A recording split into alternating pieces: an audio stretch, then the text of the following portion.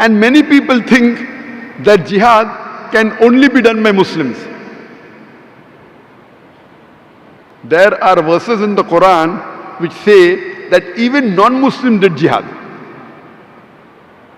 Allah says in the Quran in Surah Luqman, chapter number 31, verse number 14, we have enjoined on the human beings to be kind to the parents. In travail upon travail did the mother bore them, and in pain did she give them birth.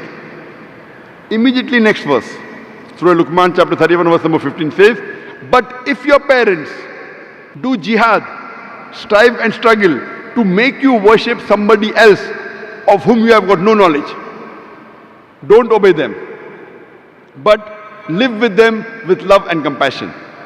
Here Quran is saying that non-Muslim parents who strive and struggle to make their children worship somebody else besides Almighty God, that is do shirk, do not obey them, but yet live with them with love and compassion.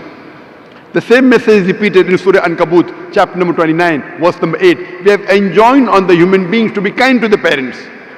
But if your parents strive and struggle, do jihad to make you worship somebody else besides Allah, do not obey them, but yet live with them with love and compassion.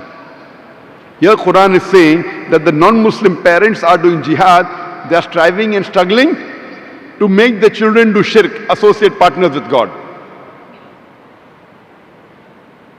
This jihad is called as jihad fi sabil shaitan. What a Muslim should do is jihad fi sabilillah. Normally when you use the word jihad, is taken for granted, it is jihad fi sabilillah, jihad in the way of Allah, unless otherwise.